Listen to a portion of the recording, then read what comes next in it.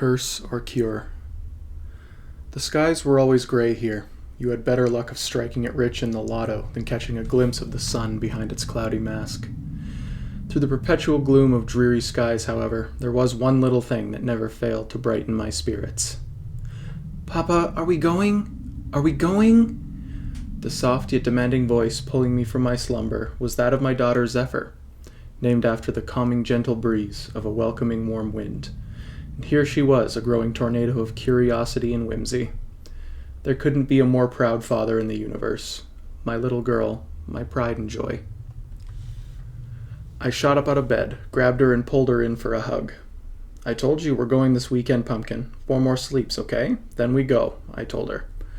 I promised her we would go see the botanical gardens just outside of town. I didn't know how much longer we had before they would be gone. She huffed. A grumpy frown spread on her face. She crossed her arms in defiance. "You're gonna come home this time, right?" she asked. "Of course! I wouldn't miss it for the world." Her sour expression dropped immediately. A toothless grin had replaced a disappointed scowl. She was missing both of her front teeth. She was incredibly pleased with herself for this reason.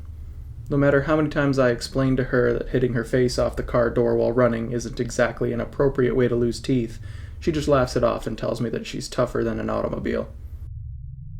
Though that particular string of words is ridiculous, I couldn't fault the validity of her claim. When it happened, she didn't shed a single tear. She just fell to the ground and let out the most nonchalant ow you'd ever heard. As I got out of bed and made my way to the kitchen, my tablet buzzed. Glancing down at it, I saw that it was from work. One of my colleagues, Cohen. She informed me that they'd found something big and that I needed to come into work and see. Looking up from my tablet, I could see Zephyr at the end of the hall, staring at me flatly. "You're leaving, aren't you?"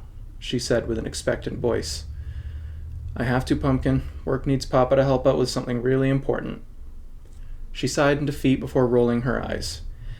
"Okay, Papa, am I going to Auntie Nia's then?" she asked. "You are indeed," I replied with a quick grin. "I wish Mommy was here," she said, despondent. Her mother had passed away a year prior due to respiratory complications. Just before we lost her, the world had come face to face with an event most unprecedented. The shift, as it was being touted, occurred randomly that fateful day.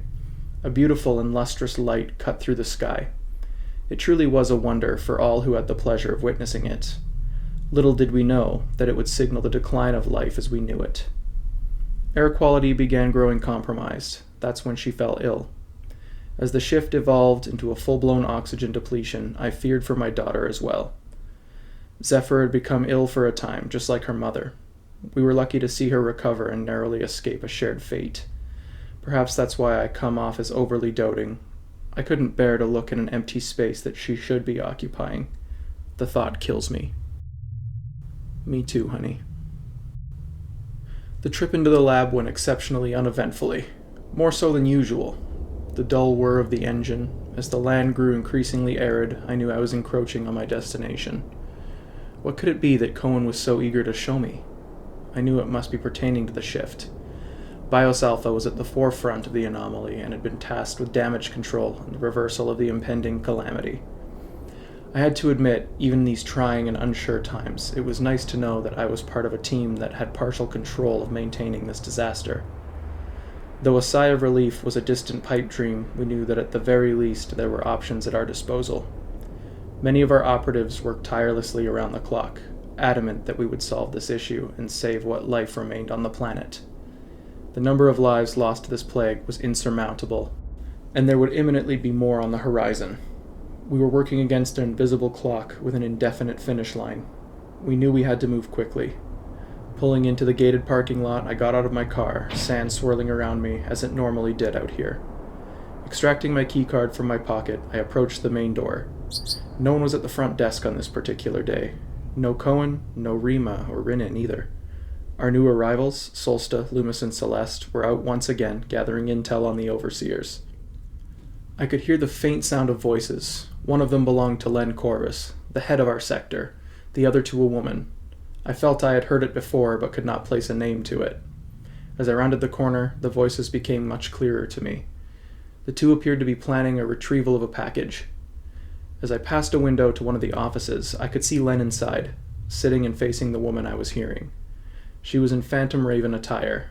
The Phantom Ravens were an elite police force under the thumb of our city's overseers. This particular officer, however, seemed to have an alliance with Dr. Corvus. I had in fact seen this woman before, but seeing as Dr. Corvus never brought her up in conversation, I saw no need to pry into his affairs. After all, there were bigger threats to deal with than some simple collusion. Not many knew it, obviously, but Dr. Corvus was staunchly against the reign of the overseers, and had defied them in secret for years. One of our very own projects here at BIOS Alpha, David Decrypt, saw to it that a threat would be created and handled by the overseers, gaining them popularity in the polls. Naturally, the overseers were the ones to offer up the contract for this plot of theirs. This project would see the creation of the Viridia, a race of beings born of our DNA as well as that of the Vasker. The hope was that these beings would be entirely unstable and quickly grow feral, wreaking havoc on the city. What ended up happening instead was the birth of a docile and curious group who wanted to help others. Of course, the overseers had to salvage this mistake and immediately took to the media. Portraying the Viridia as monsters, the people slowly began developing mistrust towards these new visitors.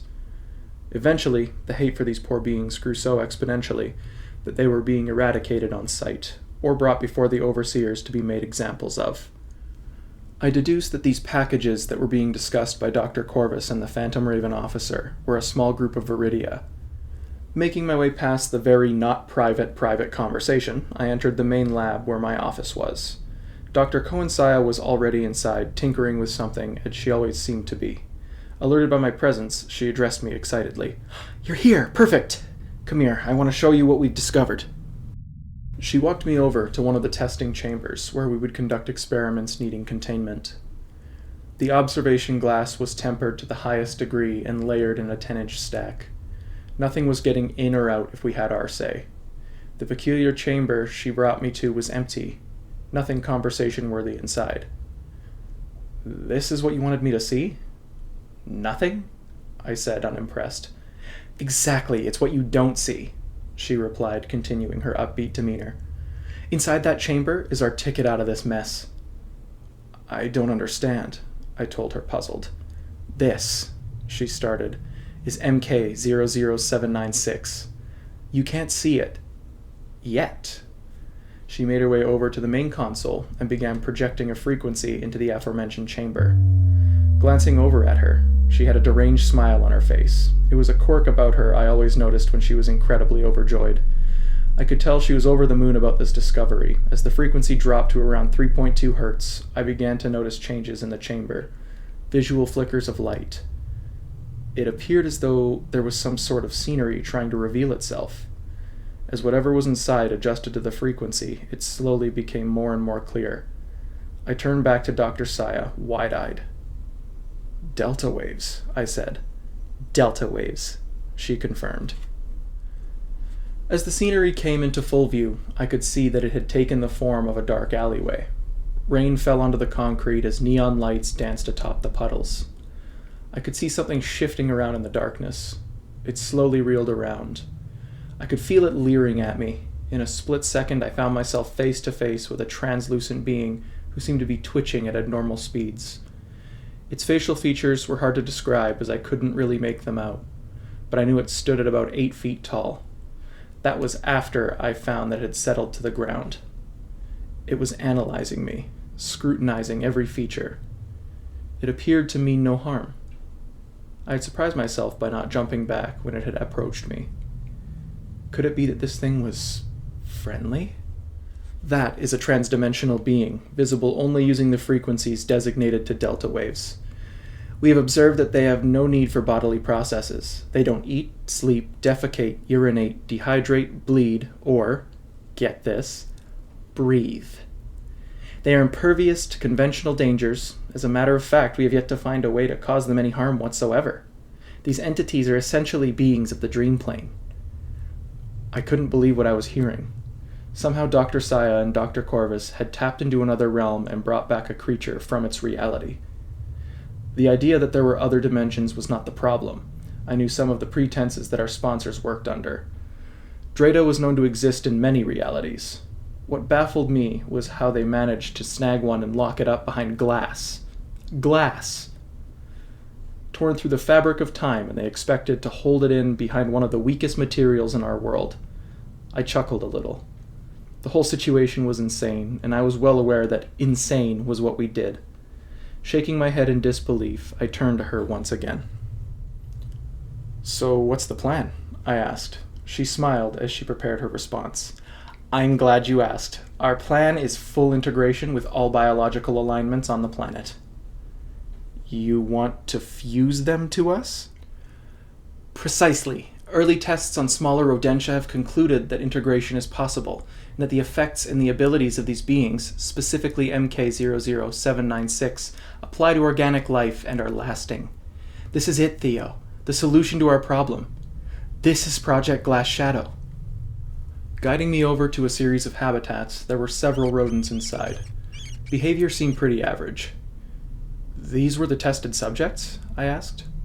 "Yes, virtually no difference aesthetically." Fascinating. I had to admit there was a different degree of hope to this project.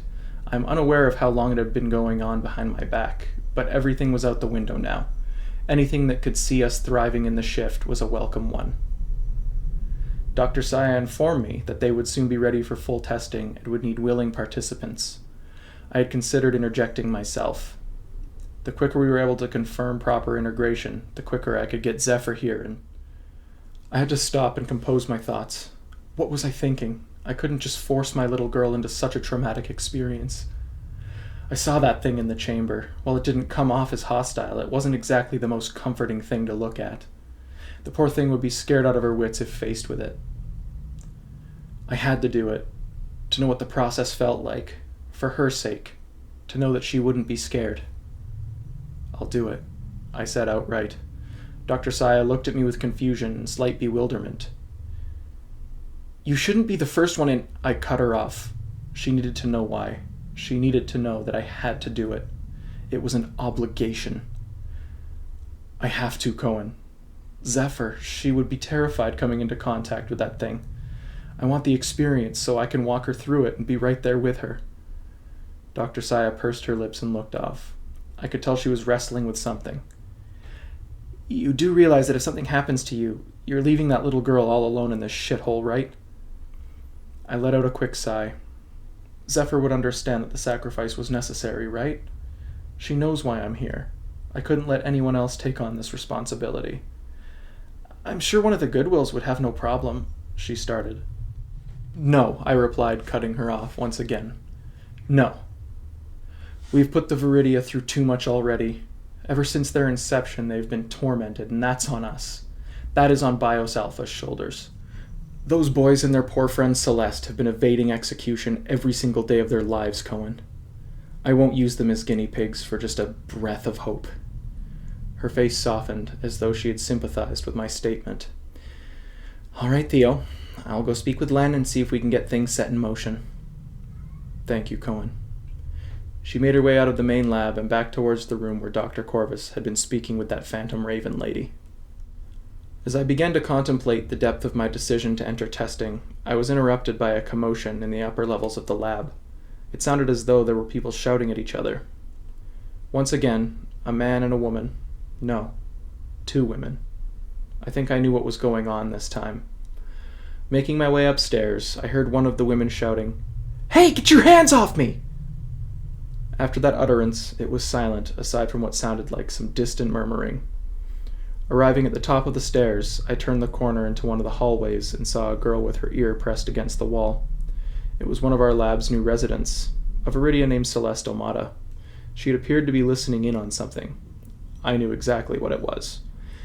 It was apparent she had a run-in with Rima and Rinnan Stone, our very first resident Viridia. As a matter of fact, they were the first successful pair of Viridia created from Project Deva Decrypt. Rinnan was rather fiery when it came to protecting his sister. As the archetypal Viridia, Rima and Rinnan were saddled with a very unique set of circumstances, adversarial to their existence. We had found that pairing the DNA of a Vasker with our own DNA had posed extremely volatile results. The structure of the genetic code could not keep itself together. In every preliminary test, the genetic material would tear itself apart, as if it were exposed to monumental doses of radiation. We had over time developed a serum to hold together the structure of the genetic compounds, just long enough to replicate and reinforce them. The more we were able to breed the DNA, the more stable it became. Eventually, when we no longer needed the unstable DNA of the archetype Viridia, we sought to destroy them, so as not to extend their suffering. The testing had been done over a few years, so we had actually grown connections with our creations. The thought of destroying them was entirely too much for the old head of Theta Sector that he actually resigned from his position. At the behest of Rima and Rinnan themselves, we obviously chose to let them live. Instead of destroying them, we developed stronger forms of the serum. Even with all research and labor that went into making the latest batch, they could still only go a couple short hours without taking the medication, or else their genetic makeup would melt away, killing them. Cursor Kier will continue in Part 2.